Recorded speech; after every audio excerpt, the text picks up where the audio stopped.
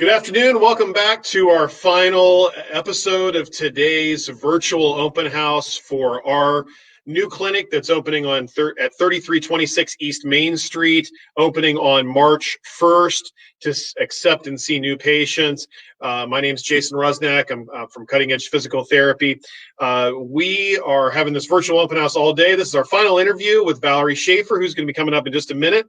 I'll bring her into the screen in just a second after I do some housekeeping bits. Make sure that if you have any questions for Valerie, she's extraordinarily knowledgeable. Make sure you add them into the comments below and we'll pull those up for you as well. I want to thank all of the sponsors that helped with bringing in all these different prizes that we're going to give away today. It's been unbelievably fantastic. Typical Richmond style, people bend over backwards to try and do things for you. So let me run down this list real quick. Sunshine Cafe, O'Reilly Auto Parts, Mattress Firm, Sherwin-Williams, American Rental, Nature's Nook, Bob Evans, O'Charlie's, BW3s, 40 Bowl, Johnson Chiropractic, Studebaker Buick, Lux Lizzie's, Olive Garden, Chili's, Jimmy John's, Texas Roadhouse, Journey Yoga Studios, Therapeutic Solutions, and El Rodeo Restaurant. Please make sure that you visit those folks and tell them thanks for doing this. We are very happy to have them all on board, and I was glad they supported us when we're doing this opening the business. So without further ado, we're going to open up our lines now and bring Valerie in with us. And there she is. How are you? I'm great. I am so impressed by those sponsors that you listed. That is so amazing that all of those businesses came out to support you in this grand opening. Yeah, it's an awesome. All it was asking. I mean, I think people they're willing to help and they're just excited that you're opening. And I think it was super great and it was super easy. So my biggest thing is go see those people. I mean, that's what we got to do to help support them. Valerie Shaffer, president of the Economic Development Corporation of Wayne County. We're glad you're here. Thanks for coming in. Absolutely. Anything for you. Oh, that was so sweet. Let's get our viewers a sense of just you personally and your awesome background. I know that's your office, though, right? It is. Yes, we are in the historic depot building. And that's the old train station, right? It is, yes. So you can see the brick behind you, which is pretty cool. So give people a sense of what are your original ties to Wayne County, and if you weren't originally from here, where are you from, and just give us some idea of just about you, Valerie Shaffer. Okay. Well, I am a lifelong resident of Wayne County, born and raised in Richmond. Both of my parents were as well, so have strong local roots. Graduated from Richmond High School and actually stayed here for college as well. I went on to attend Indiana University East right after high school. Graduated with my bachelor's degree in business administration. And while I worked all through college, my first professional position was actually at the EDC as the administrative assistant.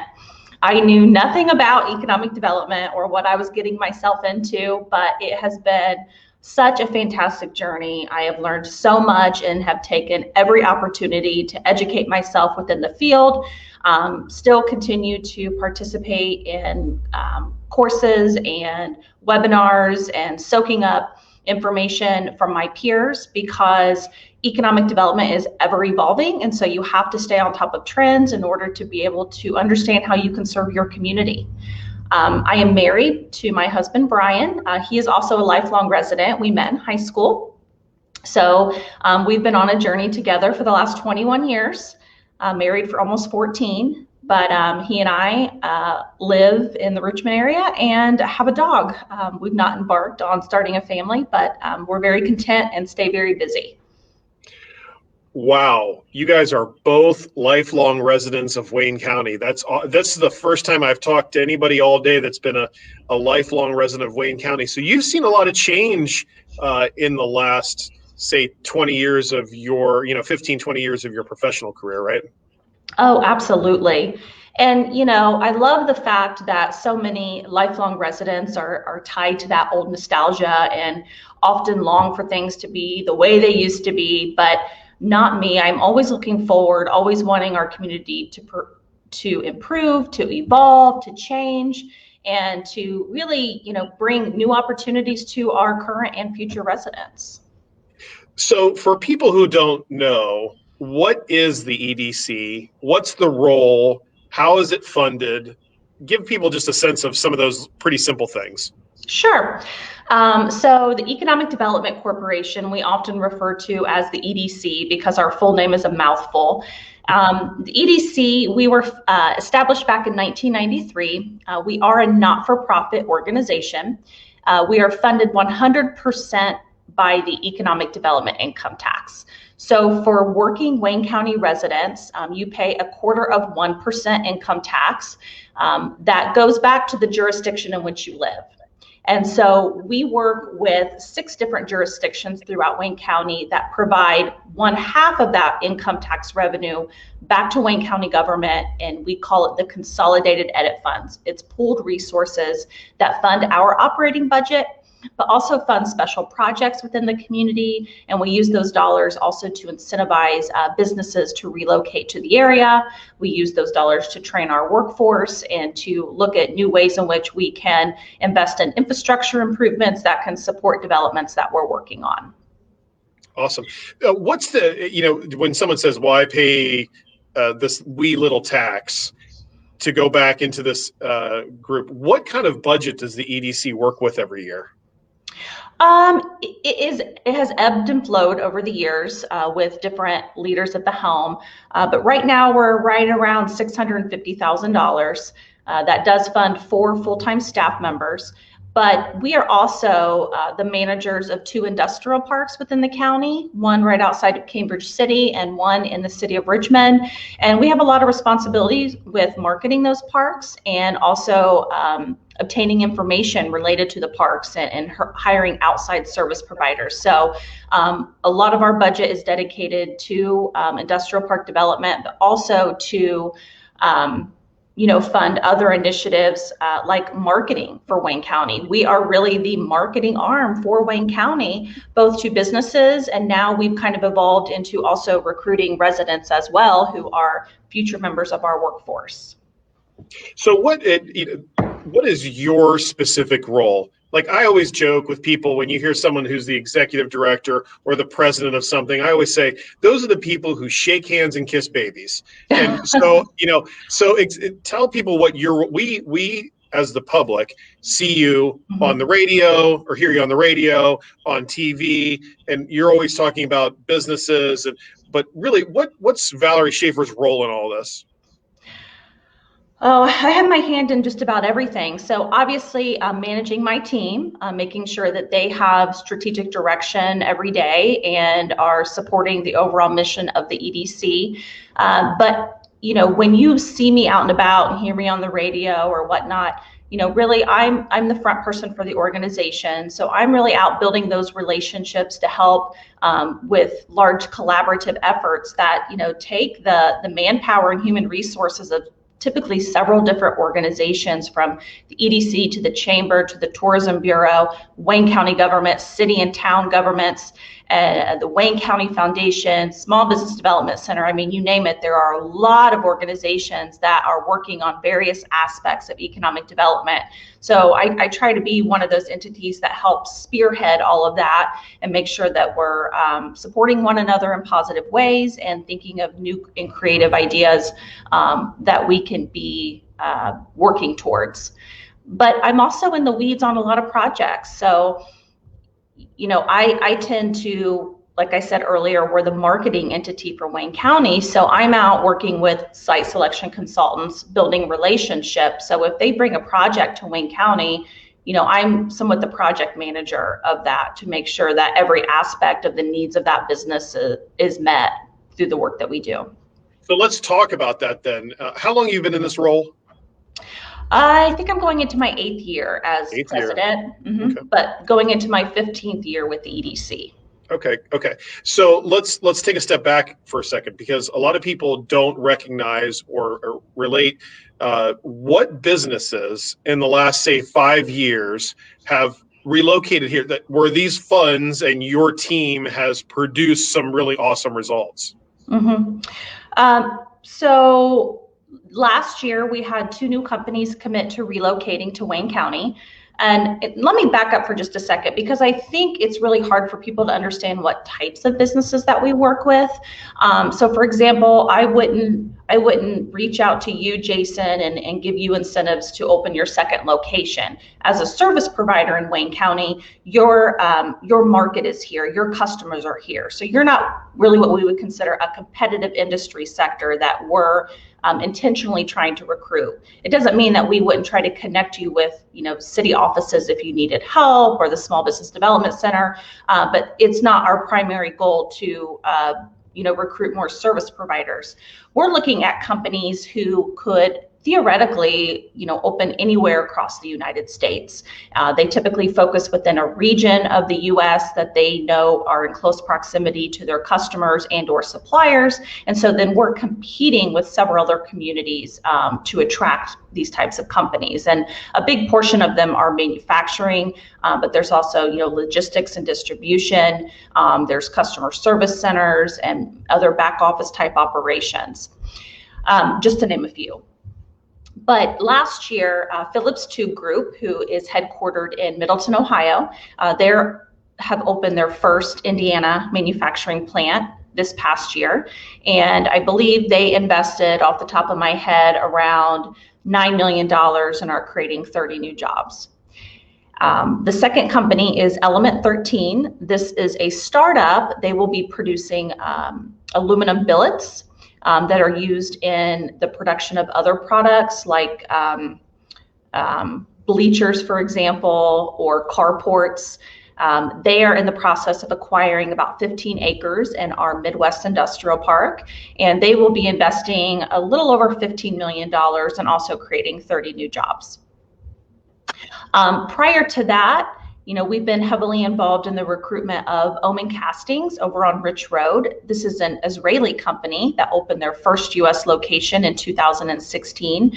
They've invested probably over $25 million at this point and have committed to around 200 jobs. And in that same year, we also worked really closely with Blue Buffalo. We were the lead organization to recruit them to the community. And since then, they have built a state-of-the-art 400,000 square foot pet food processing plant, investing, I believe, definitely over 100 million. I just can't remember the exact stat, and creating around 165 new jobs. So those are the most recent.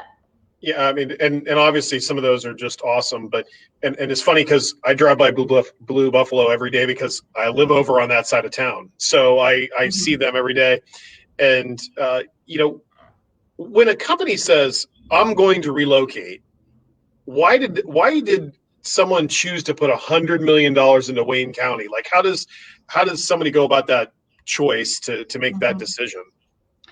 There is a long laundry list of items that a community has to check the box on in order for it to meet the needs of a business. So typically, a new project will start with a site search. So it starts with the real estate. Do we have the type of building that they need, or do we have the land that can accommodate a new development of this size and this nature? And does that property have all the utility capacity? So, we work really closely with water, sewer, electric, gas, and fiber providers to make sure that they can support the demands of the company. And then we work through city planning and make sure that the property is zoned appropriately. And if it's not, how do we go about rezoning and what's the timeline? Then a company will look at our workforce. Do we have the skills that they need in order to be successful? Is our local elected officials, are they supportive of new development, and are they willing to offer incentives in a lot of cases, which can come in the form of tax abatements, reduced land prices, tax increment financing bonds, maybe some infrastructure improvements. So all of those things have to work together. And then they have to have really trust in me that the EDC is going to align them with all of these partners to make everything come to fruition. So it's a really lengthy process that can take anywhere from 3 months to a year to really work through all of those elements to ensure the company that they can ultimately be successful here. I always hear a lot of people talking about, oh, I can't believe they gave them another tax abatement. I mean, it just drives people crazy. But really, when you give companies incentive to come here, guess what? Lots of money comes into Wayne County. Mm-hmm. That's right. And tax abatements are a no-brainer, in my opinion, because we're not experiencing that tax revenue unless the company decides to locate here. So we're not giving up anything monetarily at the beginning. We're just deferring the time in which the company will fully be paying taxes here. And that helps them get up and started, correct? Absolutely, because with the tax abatement, the benefit is front loaded. So typically year one, 100% abatement. That's allowing them to get through that large investment period where they're investing a lot of money, and then the abatement is slowly phased in. So it allows them to plug that into their models and know what their requirements will be and what that financial commitment will be down the road. So we help them with those projections so they know what their total savings will be, and then how that tax liability is phased in. What do you think are the greatest 3 challenges that the EDC deals with on a regular basis when it comes to new company development? Number one is certainly talent. Wayne County has a very low educational attainment level. So that means there's a high percentage of our workforce that doesn't have any post-secondary training, but even a portion that doesn't even have a high school diploma. And so we need to be able to demonstrate, how maybe some existing skills of that workforce would translate into skills needed in a different type of company.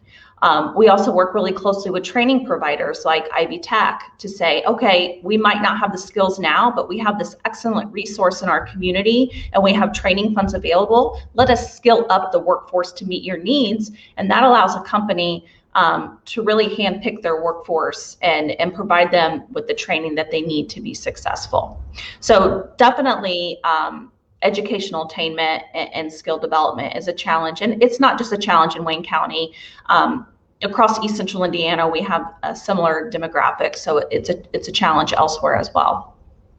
Gotcha. And then I think, from my perspective, we have our low per capita income is a challenge, because while that might be very appealing to business, being able to pay a lower wage to attract a workforce, it's not beneficial to our citizens. We want to try to attract higher wage jobs so that people are making a living wage and they can support their family and they can be happy and successful living in Wayne County. So the low per capita income is a double-edged sword for us when it comes to attracting businesses. So we're always interested in trying to attract those higher paying jobs.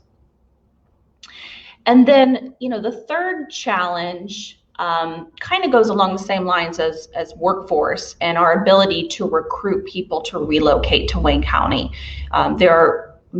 Many of our employers will say, it's easy to get job applicants, but it's hard for them to make that decision to relocate.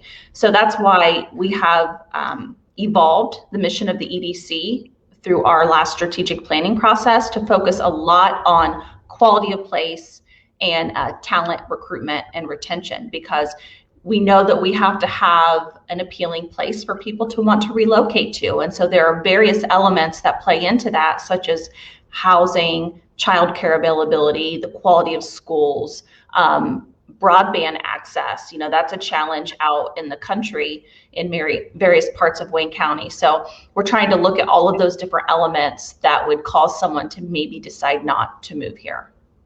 So that, if you had to wave your magic wand, and I could tell you we could fix one thing right now, what's the thing that could be fixed and you'd wave your wand and make your job easier?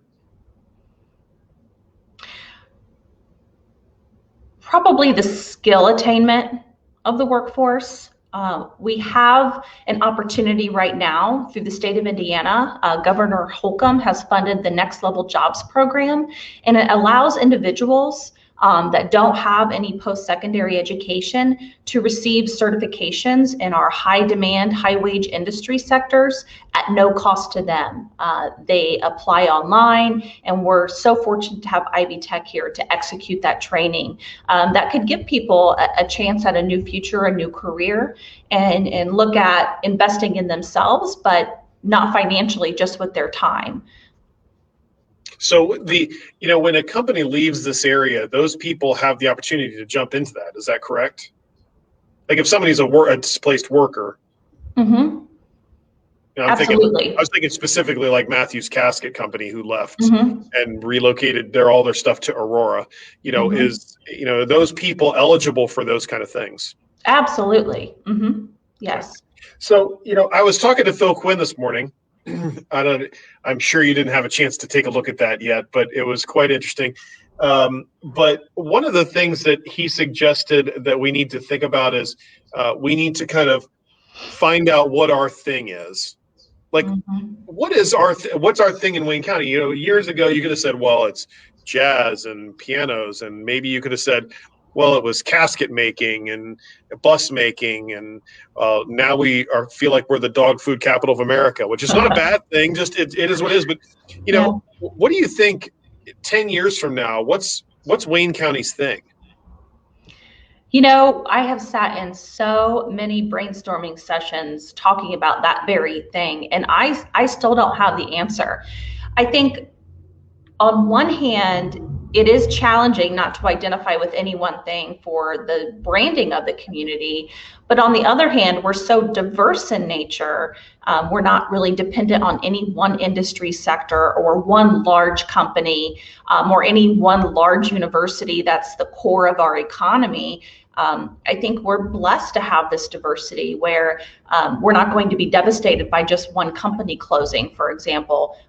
There's that diversification of multiple different industries and several mid-sized companies to support Wayne County. So I wish I had a really cool answer for you, but I don't. Did Phil have one? I'm sure he had some suggestions. That was 8 hours ago. I'm not even sure I remember that. But I think there was some discussion about how, we own real estate, Wayne County, meaning we own real estate from exit 156, essentially to just past Cambridge City. And there is nothing other than the big candle and that's great. I love Jackie. She's awesome, fantastic person in the community. But that's like the one thing that gets people to step off. And the question is what's our next thing that gets people to step off the interstate and come to us? If you go to Newcastle, they say, well, you got to go to the Hall of Fame, the Basketball Hall of Fame. What is it about Wayne County that will draw people to want to live here? Now, maybe just getting out of Indianapolis and coming out this way. So I think that was, we've got this whole big real estate section, and you can see Blue Buffalo from the highway.